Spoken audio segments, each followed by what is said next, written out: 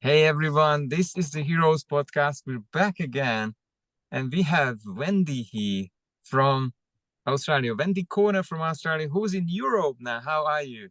I'm very well, thank you, Andre, and thank you so much for having me on your show. How exciting.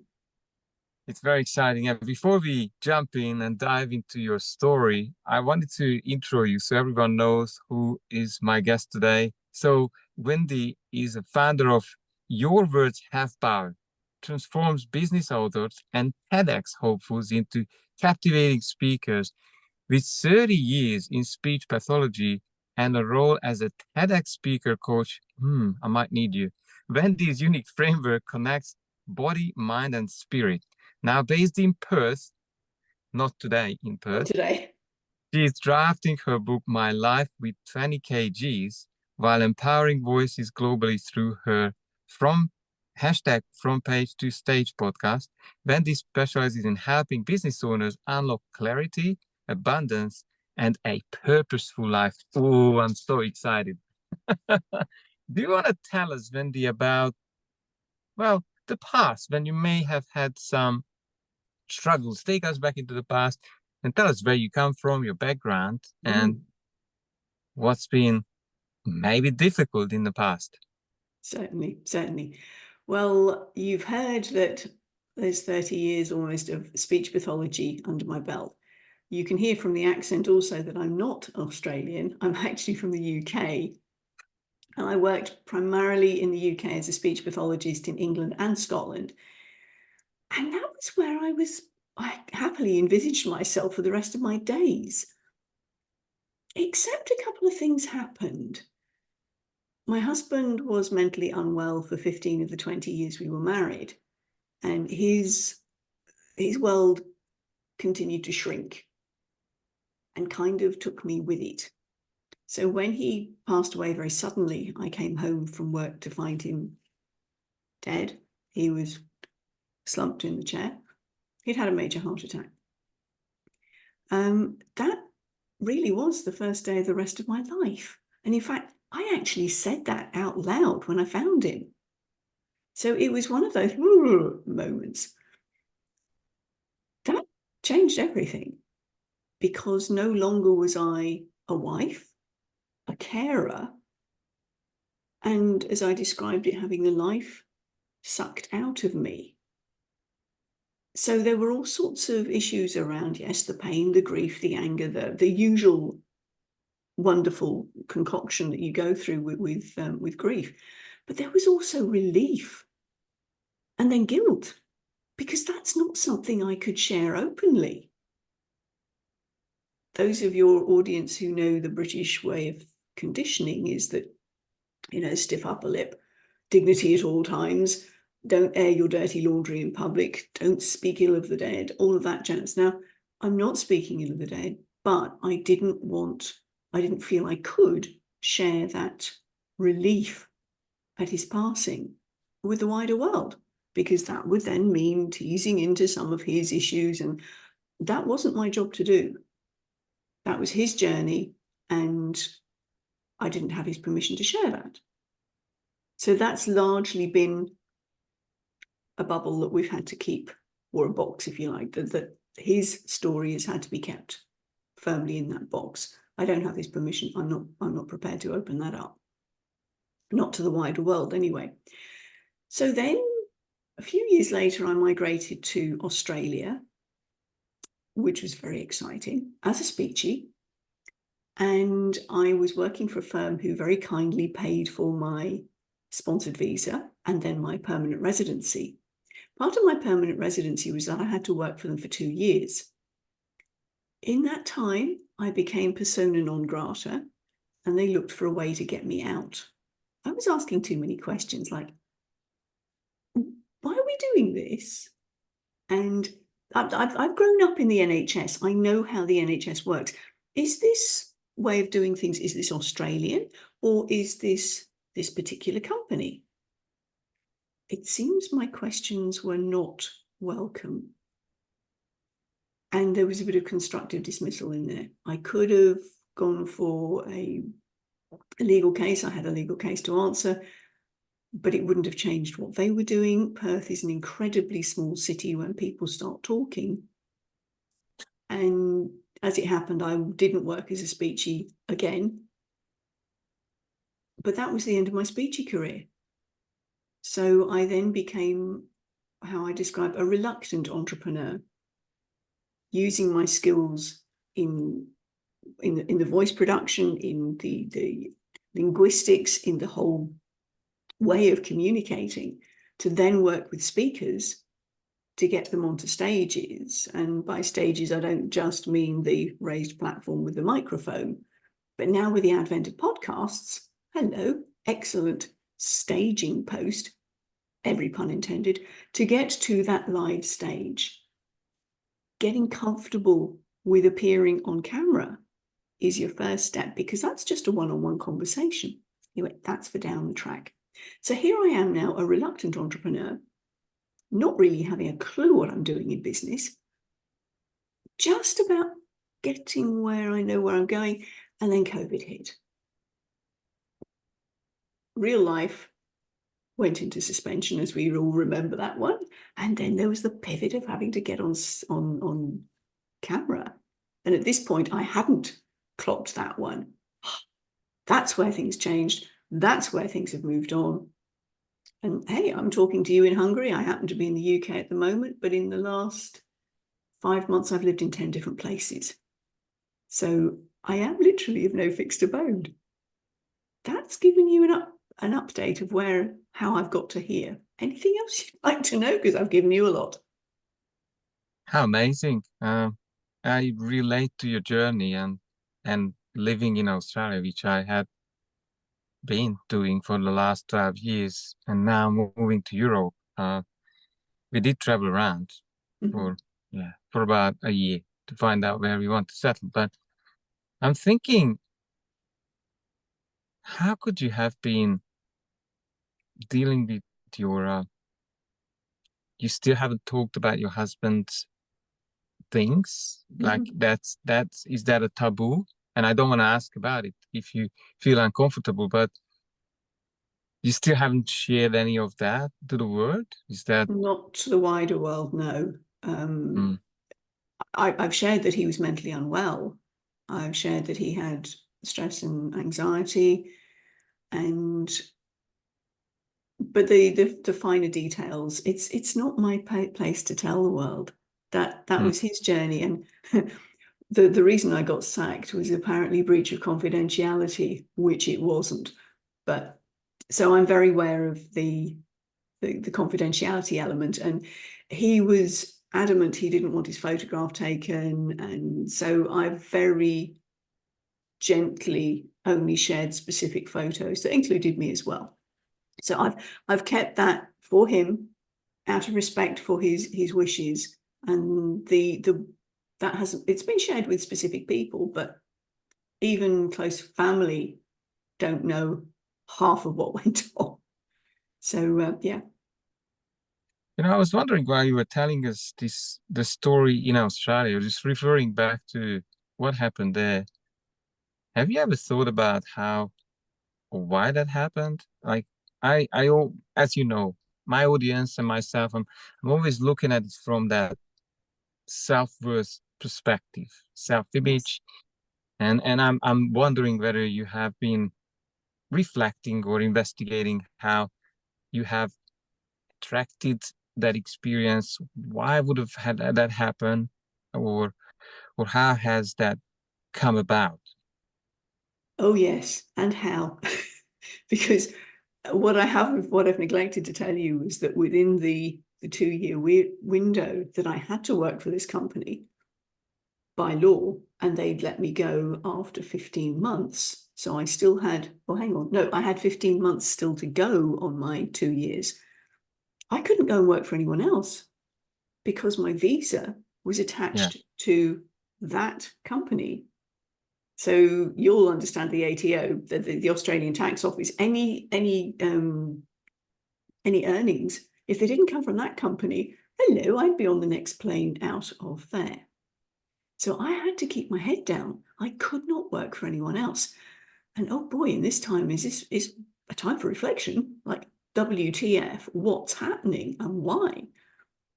And that's when I did a coaching qualification and realized that what I had been doing in this company in Australia was in effect coaching. It wasn't old-fashioned speechy work. So I felt that I was being nudged in the direction of coaching and spreading a wider message through other people.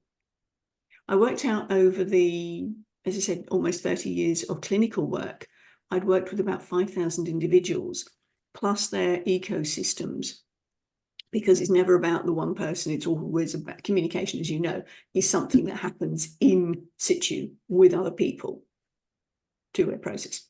So there were an awful lot of people who had been impacted by my work over that 30 years.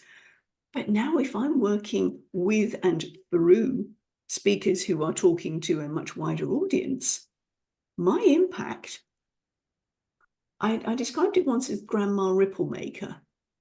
I work with my clients, and they set the ripples going, but those ripples wouldn't have been as effective if I hadn't got them going in the first place. So that's how I feel that there was a reason behind it. One, to get me to Australia, so I would even contemplate something different, because had I stayed in Scotland, I'd have been in a neat little box and would be probably looking to retire around now, maybe a few couple of years later. And what was I going to do? I don't know. Which is where most of my cohort are now. They're all excited about retiring. And I'm going, what are you retiring to? I know what you're retiring from, but what are you retiring to? Because pipe and slippers does not work anymore. So yeah, I have had a lot of reflection time as to the purpose behind it. And as you know, Andre, this is an ongoing journey. I wouldn't say, oh, I've got it sussed, I know why exactly. No, this is, okay, next step, next step, next step.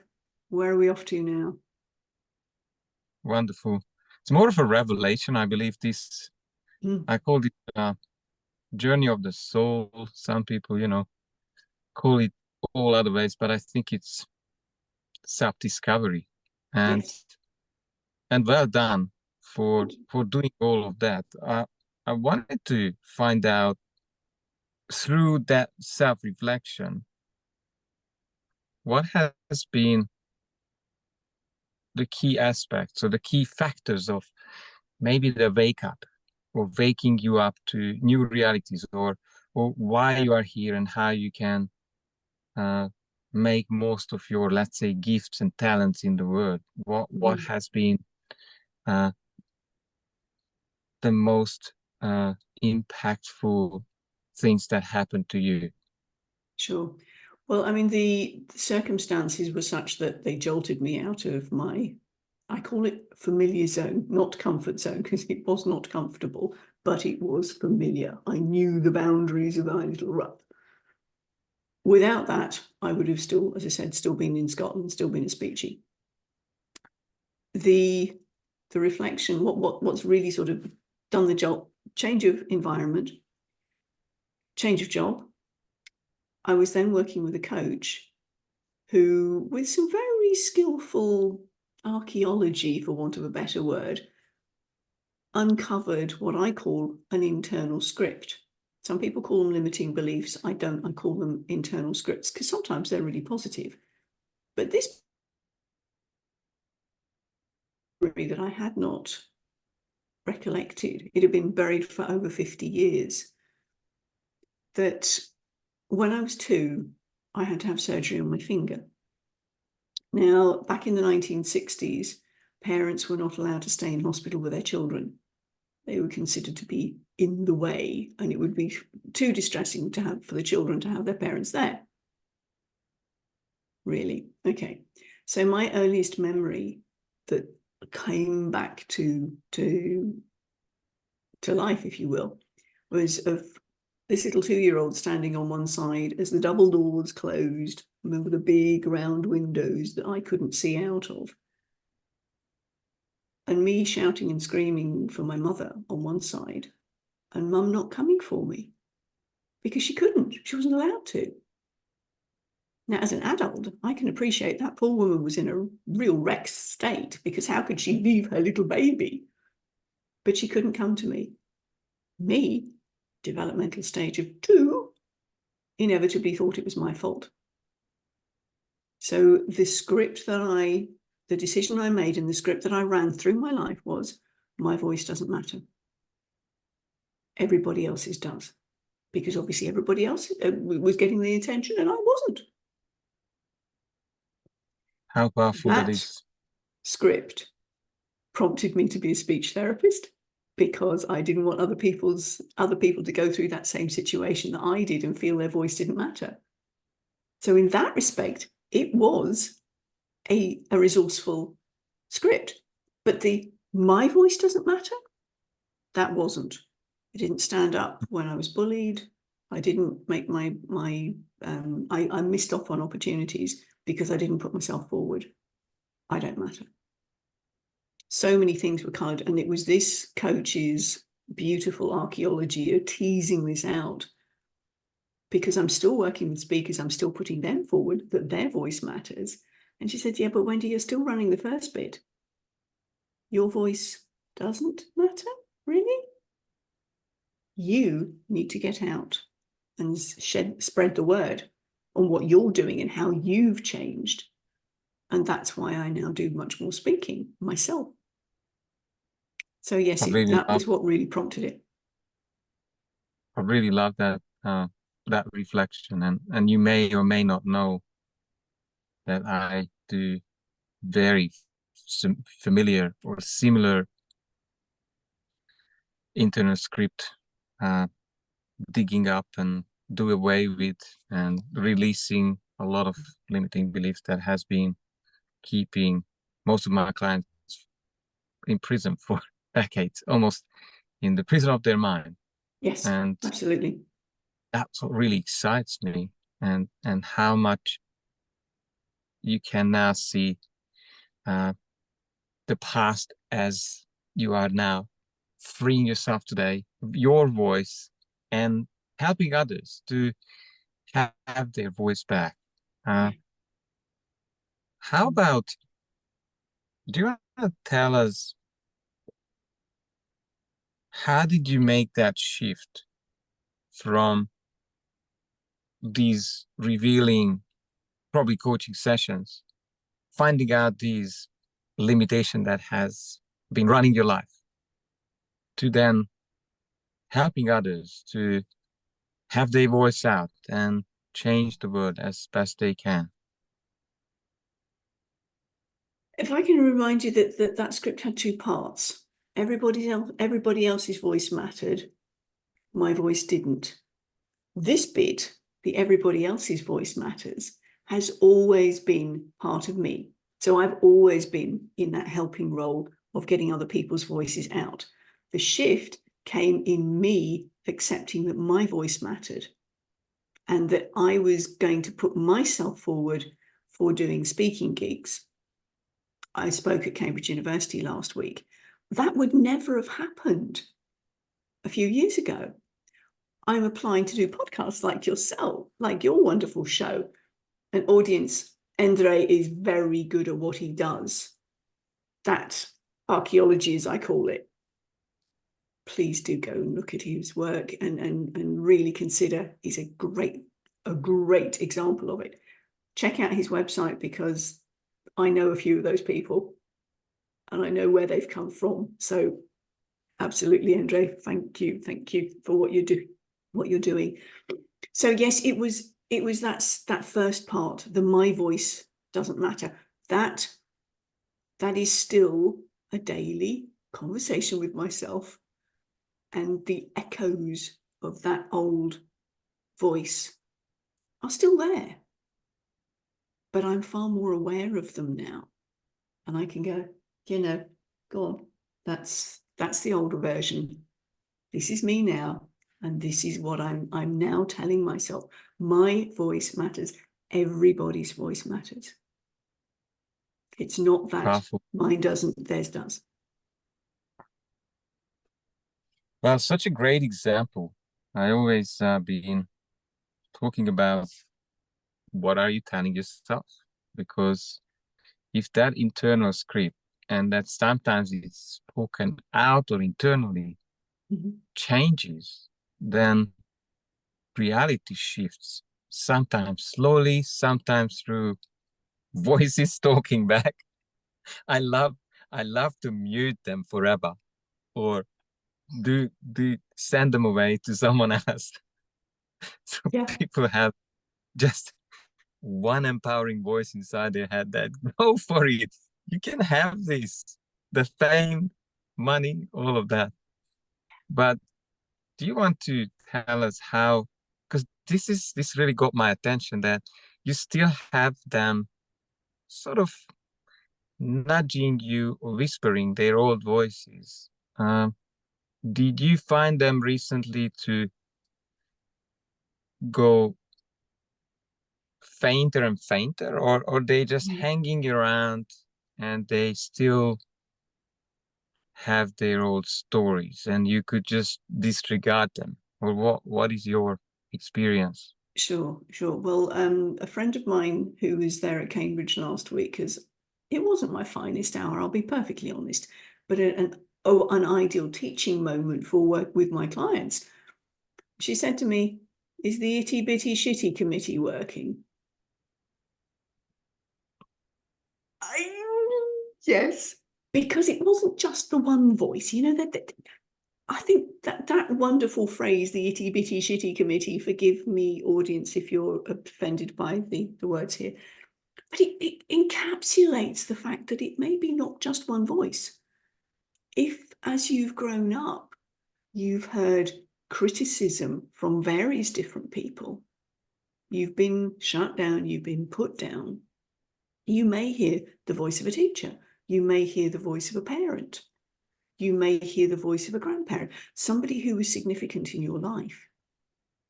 And sometimes the voices all coincide and add to a chorus and come to a crescendo. And that's where you, as the conductor, go, and off you go. This is what I am now choosing to believe. But you're right, Andre. Sometimes they come up at your weakest moment. And if you mess up, you're not necessarily conscious or setting a conscious intention before you start, or the preparation, which was my issue last week. I had not given myself enough time to prepare for this talk. And I froze on stage. As I said, not my finest hour. However, I did start again and I delivered it. I managed to come back from that. But the point was, thank you, the point was that I had to silence that committee at the time.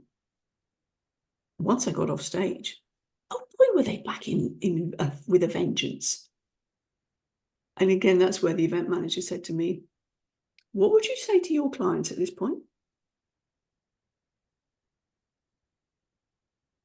Okay, good point. A lot of self-compassion, a lot of self-grace, again, which is where you come from. And then go, yeah, it wasn't my finest hour. Okay, what could I do differently? What scripts do I want to work instead? It was a teaching moment for me, a very big teaching moment for me. And also now I can use the footage as teaching for my clients. We don't always get it right, even those of us who've been at it a while. What a vulnerable moment for you. Yeah. And thanks for sharing that. And I believe truth and vulnerability are the virtue of leaders today. And I think probably we'll talk about this maybe one-on-one a bit more, because I believe there is a way to shut those voices up. So if they cannot create this internal battlefield inside. And that's what really excites me.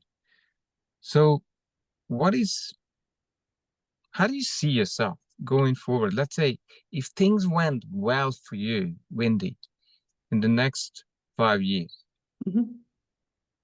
where do you see yourself? How is your life turning out? Oh, it's exciting. It really is. Because I'm in the process of writing a book at the moment, My Life with 20 Kilos, which is what you read out in the bio. Now, it's not only, the 20 kilos refers to my weight limit on the plane, but it's not only the physical baggage that I've been letting go of. Hello, the most important bit is the mental baggage, those scripts that have been flipped. And one of them was, if I may digress for a minute, the fact that I've lost 7 close people. All right, there, 7 close people in my life. And having lost people, my need for certainty has really gone through the roof, particularly with regard to location. Where am I living? That's been really important. In the time I was in Perth, I lived in 2 homes in 10 years. I mentioned earlier, in the last 5 months, I've lived in 10 different places. So letting go of that script around, I need to know where I'm living at all times. I have to know exactly all the things. Just give me certainty at all times. I am leaving where I am at the moment. And as of next Thursday, I have no idea where I shall be. I haven't booked in anywhere yet. I go, oh, okay. Am I really pulling my pants about this? Actually, no, I'm not. I'm learning the art of flexibility and being all right with that uncertainty. And that is one of the biggest shifts that I've had. So that's the second part of my life with 20 kilos, releasing the emotional baggage. And thirdly, it's also been looking at the spiritual practices that we choose to keep. It's about the conscious living side of things. So the reason I'm sharing all of this with you is because that book will come out next year, published by a publishing house that I'm setting up with a friend, a colleague in the UK. So that's very exciting. So there will be a bestseller. I'm putting my intention out there from my own publishing house, jointly owned. There will be more speaking going on, and there will be an abundance of clients that I can then do the grandma ripple maker through, so that their inspirational story can really get out. Because like you, it's that head stuff that is so important. Because if you don't connect head and heart, where does the energy go through? The voice. And it shows up in the speaker. Not necessarily the conscious level from the audience's perspective, but there'll be something about the speaker that doesn't quite resonate. It doesn't quite, there's something not quite right. And that's when you as a speaker lose credibility. So this bit is so important. We're on a similar journey, my man.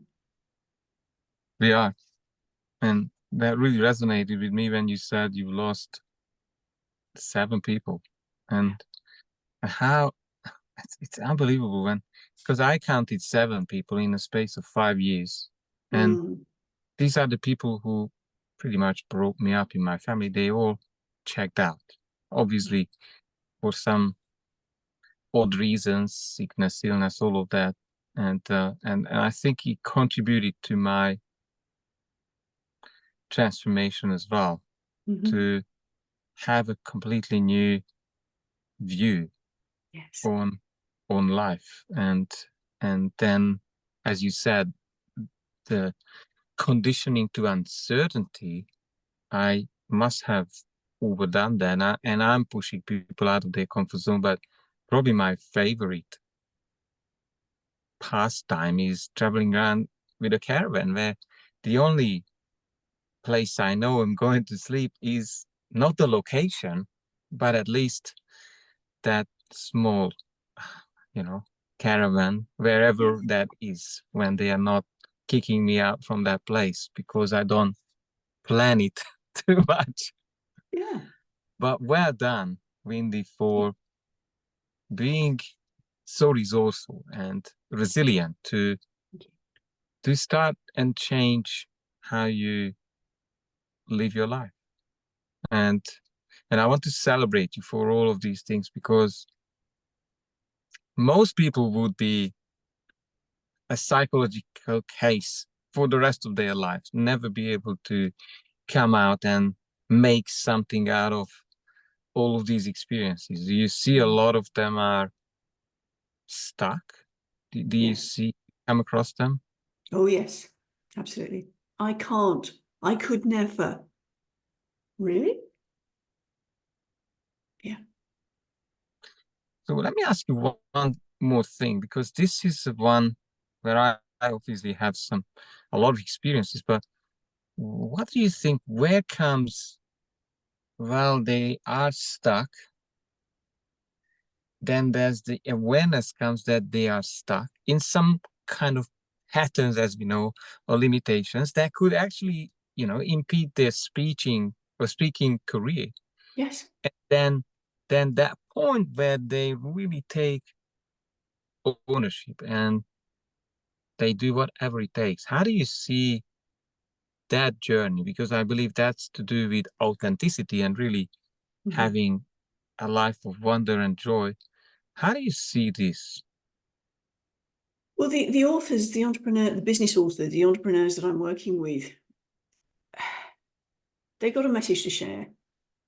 Some of them have got, well, if they've got a book out, they've got as far as that. And a lot of them can be on the shy side. And they say, well, look, my work speaks for itself. I've written it down. That's it. And then that's when you say, well, how are your book sales going? Not so hot. Yeah, well, there's only so many people that you can hand your book to. When you start talking about it, that's when your reach widens. So then when you kind of identify what their aim is, they want to let their message out there, because I know they've gone through some stuff. Like my entrepreneurs are heart-centered, like yours. So they've got a message they want to get out to the wider world. They've got a legacy message. So, okay, well, how are you going to do it? I've done a book. And, I'm an author, I'm not a speaker. Hang on, they're not either or. It's got to be a both and. I mean, that's part of your marketing, isn't it? Oh, really? Yes. So as I said, that's when we get to the find out what they really want. Again, this is 101 as far as you're concerned. What is the end result they want? And where are they now? And this is a firm, fixed, stuck point.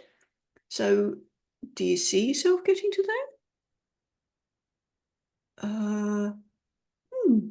Well, there's a bit of a gap in between, isn't there? So how are we going to do that to there? You're going to have to take some steps. And those steps will be guided by what you're telling yourself. So this is your department as well, in terms of the self-worth thing, because that is a really key element. If I don't consider myself worthy to be having my message out there because of those internal scripts, whether I know about them or not, because the younger those got instilled, the deeper they're buried. And that's where your archaeology, my archaeology come in and go, okay, follow the behavior. Where's the behavior come from? When was the first time you can remember doing that? What happened? What did you tell yourself? What decision did you make at that point? Hello, language appears. Thought processes, internal scripts appear. And again, they may not have been conscious. The younger you are, and actually, I mean, you'll know this yourself, Andre, that if it's before the age of 1, 2, then we don't have the language to process that. And that processing has to come usually visually, in the form of artwork or dance or something to process the emotion, process the stuck memory. And then with your adult language stuff, again, this is where my speech work comes in, my speech therapy stuff, because I appreciate the language development side of it. That's where we can then go, okay, now you have the language to be able to go, this is my now, this is my script from here on in, this is what I will repeat, kind of mantra style, if you will, to myself. You may have it stuck on a sticky on your computer. You may have it as an alarm on your phone. Whatever it is that you now decide, this is now my truth, this is what I'm telling myself, that has to be oft repeated to get your neuroplastic channel from that one to this one. But Andre, this is all your department as well. You know this so well. Well, very insightful, and I love how you describe this. And I tend to come across people who lived, and most of us lived up to the age 8-10, pretty much unconsciously. So they've been implanted without noticing what has happened. But that internal script that you talked about is what I see reflecting every area of life. So obviously that's your department to really change that script, or realize that there is only a big bloody mirror for everyone. Do you want to talk to that before we sort of move on to the end? Again, I mean, because I'm coming at this from an author's perspective, you have a much broader view of life. My clients are coming to me because they lack the confidence to get on stage. So it's a narrow focus. But as you said, well, you do with one thing, you do with everything. And if you uncover where it's come from, that one goal that they want, when you do the work on the internal script, suddenly that blows up to everything. And they go, oh, my relationships are better with my family. Really? And I'm getting out and talking to people, and suddenly people are coming to me and they want to work with me. And, oh, this is really rather exciting. It is, isn't it? That ripple, you just change one small thing in the, I mean, it's like, I talk about these internal scripts could be like software that you run your mind, your reality on. How many times when you've written somebody's email down, if you've put an underscore where there should be a full stop or the other way around, it doesn't work? Well, just by tweaking that one thing, it works suddenly. And hello, light bulbs go on all over the place. So those tiny, tiny changes. And it could be simply, in the case of my script, everybody's voice matters. That one word difference has opened up a whole new horizon. And not just for me, but for the people I serve as well. It's beautiful. And maybe just taking out that not good enough, which is becoming a good enough. Yes. Is the major one that people have been, I would say 70% of the population have their life based on I'm not good enough, because at one stage of their lives they had been, well, not around the most empowering people, parents, teachers, all of that. So how can someone reach you? What's the best way to engage with you and learn about how you're helping? Okay, well, there are various different channels. I have a YouTube channel on which I do a live piece to camera every week around some form of enlightening thing to do with speaking. Last week, built on my experience on stage, I was talking about rehearsal and the need for planning and the need for setting your intention, giving yourself the space to do the planning, to do the rehearsal, which comes in under my pillar of performance. So I have 9 pillars of influential communication that I work with speakers on. And so we cover things like purpose, the people that you're talking to, so you know who your audience is, you know the language that they use, not necessarily your language, the ones that speak to them, the words that speak to them. And then we look at their pain points, where they're stuck, where they want to go to. We look at the power of your voice, how you use your voice in terms of when you're giving a talk, the power, the speed, the pausing, the volume, all of those juicy bits in there. We also look at the physiology, because roughly 50%, if not more, of your presentation is done visually, which is why my podcasts are on YouTube, first and foremost. And then we have the performance, bringing all of those elements in together. And we have planning, because you need to plan in advance when you're going to be doing your talks. If you've got a book coming out, you need to think ahead of time, right, my projected publication date is 1st of September. I need to get on as many podcasts in the run up to that as possible. So you reverse engineer. And then you think about, well, who are the audience that I want to reach? Who've got podcasts that reach that audience? And what's their time lag? Because as we both know, very rarely will you speak to a podcaster, do an interview, and it goes out that week. So you've got to build in the lag time. So all of that planning comes in. And then you've got, what's the last one? Oh, golly, planning and my own. Yep, I'll come back to it. So there's another one. Anyway, that one. We added that one in because we realized that there were things that were missing. So it's the planning and the, I'll come back to it, sorry. I may ask you to add that into the show notes. That's all on my YouTube channel. There's also Facebook, that I have a personal profile which puts in lots of different stuff, both work and behind the scenes. I have Facebook pages, Coach, Coach, and also Your Words Have Power. I've also got one going on at the moment, My Life with 20 Kilos, which is giving a daily visual of what's going on ahead of the writing the book. So those are all my Facebook things. Insta, I've got wendy.in.your.corner, because my coach got hijacked and I had to change that. And also Your Words Have Power, and My Life with 20 Kilos. So there's lots of ways to get involved. I'm also on LinkedIn. My website is presently under renovation, shall we say. So lots of different ways that you can contact me. I'm also on WhatsApp, Zoom.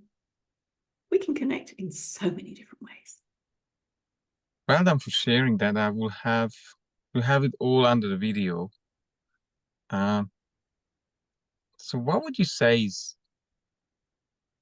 is your, what did I not ask you, Wendy, that you would have wanted to share, yet it's the way I done this interview, you could not tell us? I think you probably covered everything, actually, Andre. As I said, the biggest thing that I'm learning, and life is a journey. I do not consider myself to have reached my destination, because hello, now I don't even know where it's going to be physically. And that's really exciting now. I mean, if you told me this, where are we, 7-8 months ago, if you told me at the beginning of the year, you're going to be dotting all over the world, literally, I'd go, yeah, no, not a chance, I can't handle that. Well, here I am handling it. Handling all sorts of things that I did not believe I could. So the mental stuff, the emotional, the baggage that we hold on to, I think that's been my biggest learning journey and continues to be. And I think that will be part of the journey forever after. Because, again, Andre, this is your department. The more you get to another layer of the onion, you think you've dealt with it. And then it comes up again in a different layer, at a different level. More tears. And you process at that level. So it's an ongoing thing. It's not a one and done. Because again, audience, if you think about it, Andrea's just said that we have up to 10 years of absorbing without question until our critical faculty comes in. And I tend to call it the bullshit meter. When you develop that which goes, hang on a minute, I don't know I believe that. And suddenly these adults around you are no longer the gods they've always been to you. Think about it when Santa starts being questioned. Kind of around about that time, because the critical factor comes in and then you go, yeah. Up until then, you do not question things. So all of that stuff you've absorbed, there's an awful lot of your internal programming has been set by that time. And it's only as things happen that bump up against it that you are put in a position to go, hang on, I want to be intentional about that. What's that about? And you start the peeling of the onion. It's a lifelong peeling. Thank you when you get to that stage where you realize it's lifelong, you give yourself a bit more grace that another layer's come up. No, you haven't done with it. There's another layer, another level. Thanks for sharing that, Wendy, because obviously I believe that everyone needs, probably bi-weekly, a transformational mindset coach for life. Not just through school, and then in their 20s and 30s and 40s and 50s, you would be able to bring out probably 10x performance and joy and happiness out of people's life. They wouldn't even know themselves. And probably we'll talk about this more because we'll have more to share, I think, maybe in smaller videos. Thank you very much for coming on the show. Thank you. Any last golden words before I let you go? Celebrate every little thing that you manage to do, particularly in regard to those internal scripts, whether they're good or bad. If you've had something where you've put the itty bitty shitty committee out the way and you've achieved a tiny little bit, you've changed the full stop to the underscore or whichever way it was, it doesn't have to be monumental to celebrate it. And it's not always about, okay, done that, next. No, take that time to sit back and go, oh, I did that. Yay, well done.